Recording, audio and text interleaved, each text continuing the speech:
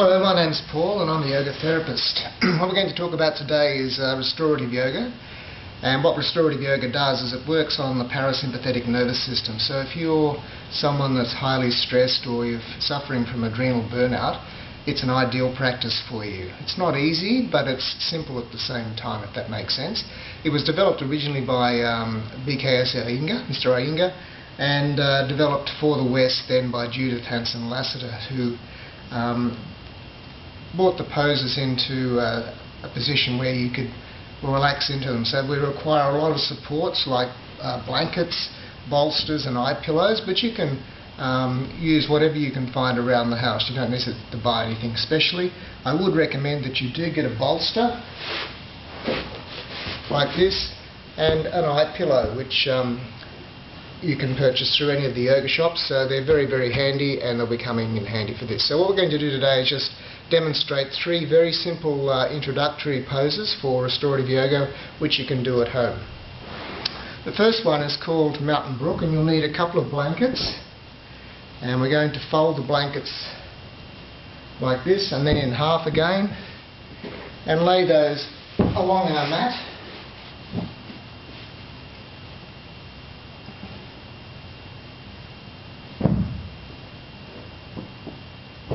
The idea of this posture is to open up the heart area. So we're going to open the heart area first. We're going to use our bolster underneath our knees and the eye pillow on the eyes. So this is how it will look when you're set up. So we're going to lay, if you're a lady, just about the position where the bra strap goes, the bottom of the bra strap. So we're going to open up the chest. Gentlemen, you'll just have to find out for yourself. Whatever's comfortable. We want to get this part of the chest nice and open. And this top blanket we're going to put under our neck. So if your neck, it's most important to get the neck right. So just roll the bottom of the blanket so it creates a bit of a curve or a roll for your cervical spine, and then place the eye pillow on it. Your arms go between the two blankets like this, and you could even put something under the ankles, roll up a blanket and pop it under the Achilles to support the feet in this particular posture. So that's the first one. I'd suggest you try it initially for about 5 minutes. You can do it up to 15 minutes, but it's a very, very heart opening pose, and it's one that'll get you ready for the next one, which is the opposite. We're going to close down the front of the chest and open up the back of the chest. So for that we're going to use our bolster again, and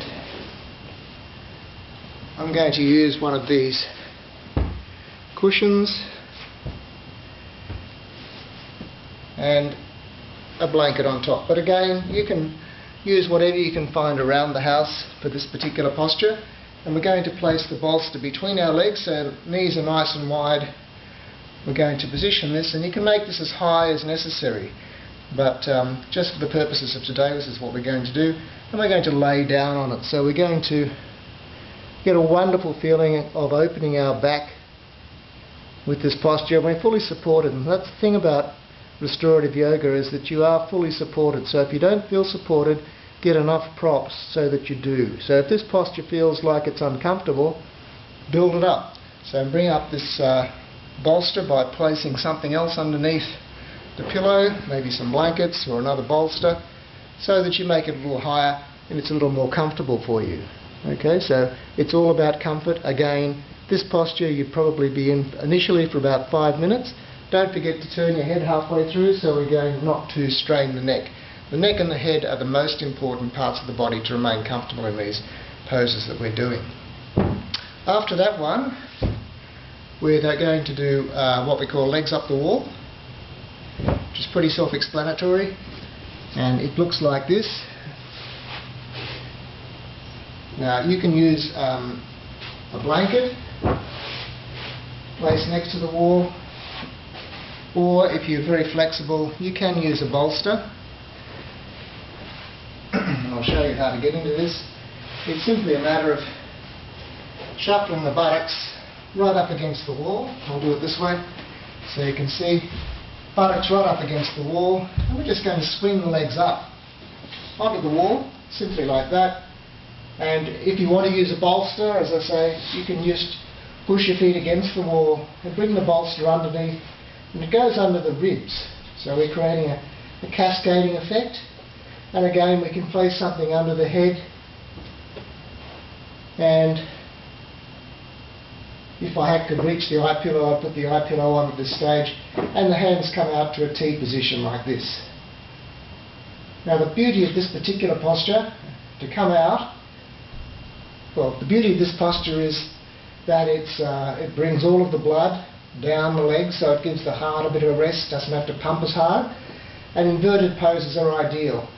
Contraindicated for people with heart conditions, high blood pressure, unless you're fully medicated. And if you do have a problem with the heart, you can use the chair. So just get an open back chair, place your legs and feet through the gap of the chair, so you're creating a not quite so severe inverted posture, but still getting the benefit of having the heart, giving the heart a rest from doing all that serious pumping. And the last posture is called Shavasana, which we do in yoga. If you do yoga, you'll recognise this. Basically, it's all about being comfortable. So again, we start from the feet, always making sure that the